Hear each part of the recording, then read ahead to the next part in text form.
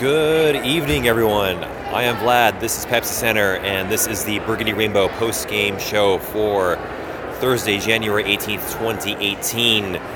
The Colorado Avalanche in the second of their three-game homestand, welcoming in the San Jose Sharks to town.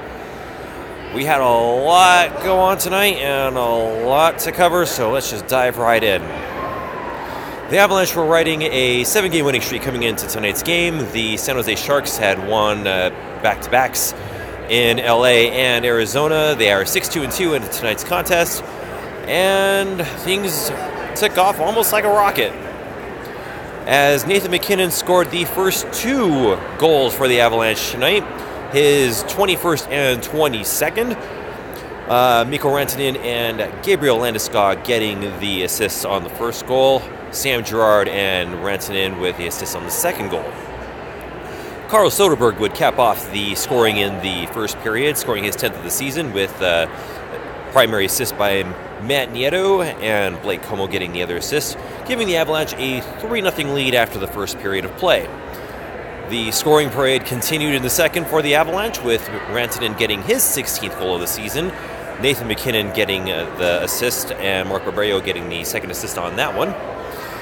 So the Avalanche, at this stage in the game, have a 4-0 lead, and everyone seems like they're having a great time, and there's nothing left to worry about. What could possibly go wrong? Well, if you're the San Jose Sharks, not a lot went wrong for you after this, because that's when you started putting the pedal to the metal and pulled the rug right out from the Avalanche. The comeback started with the first goal of the game from the Sharks by Mr. Meyer. Kevin LeBlanc and Marc-Edouard Vlasic getting the assists on that one to break Jonathan Bernier's shutout bid and putting the Sharks on the board by a score of 4-1. Vlasic would start the scoring in the third period, cutting the Avalanche lead to 4-2. Tomas Hertl and Kevin LeBlanc getting the assists on that goal. And then a series of crossed wires is what I would like to describe this, took place shortly thereafter. Joe Thornton would then score his 12th of the season to put the Sharks within 1 goal at the 4:53 mark of the third period. Suddenly, the Avalanche's lead, which was very comfortable during the second period, has now all but evaporated and now is just 1 goal at this point. And the Avs then shriveled up and played most of the period in their own end, taking penalty after seemingly endless penalty. So, if not for very timely saves, of course all saves are timely, as it's been said, the Avalanche really could have been in Hurt City, but thankfully Bernier was able to stop everything that came his way.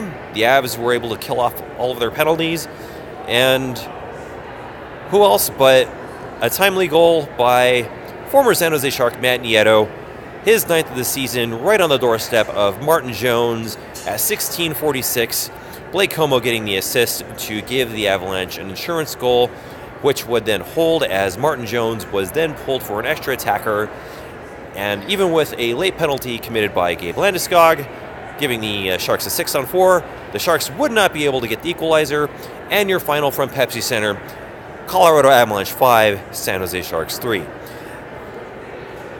The Avalanche have now won 8 consecutive games for the first time in 12 years. That's a long time. A very long time. So it was not a very pretty sight, as looking at the... just go down the penalty list here. The Avs had 14 penalty minutes, most of which came in the third period. Dominic Toninato, 1 in the second. Zadorov, 1 in the second. Kerfoot, 1 in the second. Excuse me, let me start that over. Toninato, 1 in the first. Zadorov, 1 in the first. Kerfoot, 1 in the second. Johnson, 1 in the second.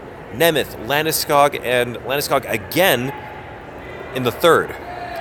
14 penalty minutes for the Avs, only 8 for the Sharks. Due to the shriveling up in the in their own end, San Jose was able to get 48 shots on Jonathan Bernier compared to the 22 that the Avalanche put on Martin Jones. That's a lot of shots for your goalie to see, and if the Avalanche aren't giving Jonathan Bernier some kudos, then there's something wrong. Because he really came through tonight, especially when the parade of the penalty box seemed to be never-ending. So Jonathan Bernier really stood on his head and has been one of the, if not the biggest reason beside Nathan MacKinnon for the Avalanche's winning streak right now. Not much more I can say about that. He is just playing incredible hockey right now. And with his play, the Avalanche really are making a lot of noise right now. Of course, Nathan MacKinnon's play is rock solid. Mikko Rantanen's been rock solid. And sometimes it's going to be, you're going to have some ugly games. This was certainly a definition of what I would call ugly in the third period. But everything worked out. The Avs got their 2 points, and let's see where that puts them in the standings right now. So, with the exception of, let me just pull up the scores here for tonight. We only have one more game that's in action right now, and it's between the Pittsburgh Penguins and the LA Kings. So that one doesn't really impact the Central Division. So let's just go ahead and go to the standings right now. As things sit right now, we have. Let's look at the wild card first. With the victory tonight, the Avalanche did claim the second wild card spot. They have 53 points and are 3 behind Dallas, who has the first wild card spot right now. So